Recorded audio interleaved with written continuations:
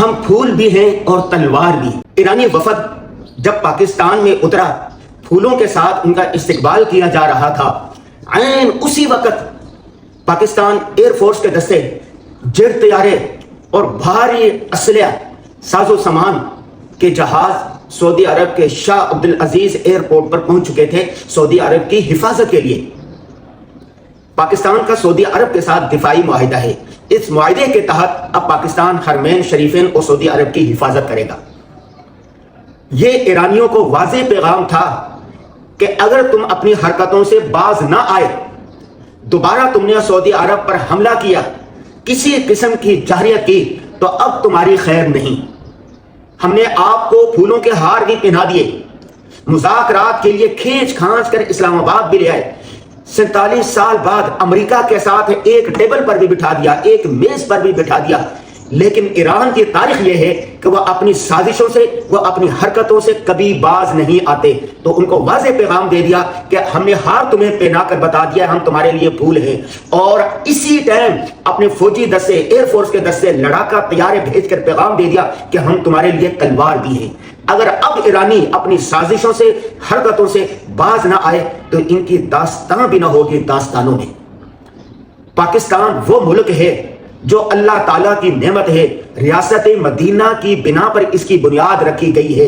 ریاست مدینہ اور پاکستان دونوں ایک دوسرے میں یوں رچ بس گئے ہیں جیسے پھول میں خوشبو۔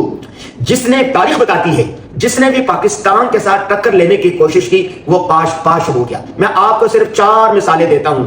سوویت یونین کا کتنا بڑا نام تھا، وہ ریاستوں کو دبوچتے ہوئے افغانستان تک آ گیا۔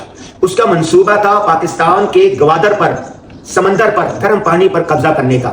پاکستان نے بہت سمجھایا کہ واپس چلا جائے، واپس چلا جائے، وہ باز نہیں آیا۔ تو پھر پاکستان نے اس طرح اپنے اتحادیوں کے ساتھ مل کر جنگ کی تو سوویت یونین پاش پاش ہو گیا، اپنی طاقت برقرار نہ رکھا، اپنی طاقت برقرار نہ رکھ سکا اور عبرت کا نشان بن گیا۔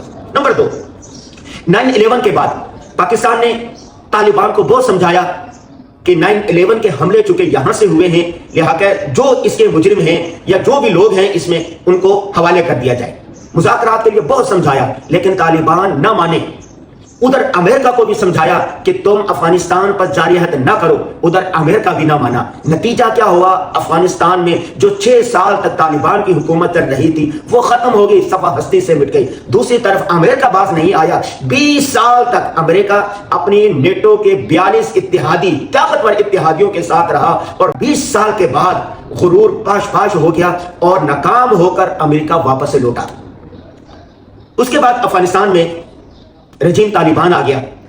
طالبان کو پاکستان نے ہر قسم کی سپورٹ دی تھی، 20 سال تک مل کر ان کے ساتھ کام کیا تھا اور ان کو بہت سمجھایا کہ اب اچھے بچے بن کے رہو، لیکن طالبان نے بھارت کے ساتھ، اسرائیل کے ساتھ، امریکہ کے ساتھ، دیگر طاقتوں کے ساتھ مل کر پاکستان کے خلاف سازشیں شروع کر دی، پاکستان پر حملے شروع کر دیے۔ بہت سارے گروپ جو پاکستان میں عسکری کارروائیاں کر رہے تھے ان کے ٹھکانے افغانستان میں موجود تھے۔ پاکستان نے ثبوت دیے، مذاکرات کے لیے بار بار مذاکرات ہوئے، ہاک ڈال صاحب وہاں پر گئے، وہاں کے وفود یہاں پر آئے، چائنا کے ساتھ مذاکرات ہوئے، لیکن اپنی حرکتوں سے باز نہ آئے۔ تو پاکستان نے افغانستان کے اندر دہشت گردوں کے ٹھکانوں پر بھرپور کارروائیاں کی اور 1 مہینہ ہو گیا، الحمدللہ امن ہے۔ اب وہ مذاکرات کے لیے بھیک مانگ رہے ہیں کہ ہم پر رحم کرو، ہم کمزور ہیں، ہم کمزور ہیں۔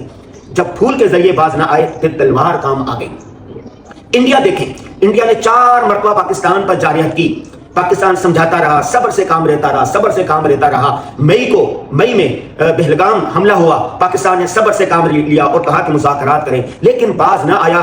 بھارت نے پاکستان پر حملہ کر دیا اور اس کے جواب میں پاکستان نے ایسی شدت کے ساتھ حملہ کیا کہ بھارت کا غرور خاک میں مل گیا اور پاکستان کی دفاعی، بری، بحری، فضائی، خلائی ہر قسم کی جو طاقت تھی وہ دنیا نے مانی، اور اس کے بعد انڈیا کا کوئی نام لینے والا نہیں، انڈیا کا غرور خاک میں مل چکا۔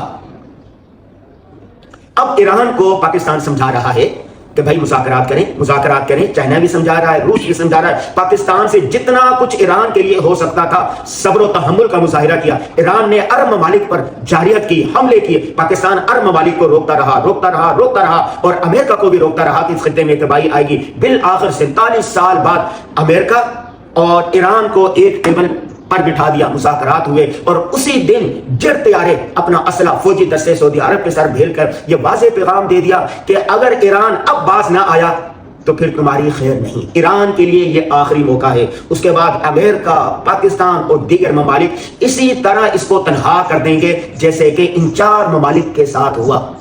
پاکستان دوستوں کے لیے پھول پیش کرتا ہے اور سازشوں کے لیے، دشمنوں کے لیے قہر بن کے ٹوٹتا ہے اور پیغام دیتا ہے کہ اگر تم پھول سے باز نہیں آئے تو ہم تلوار بھی ہیں۔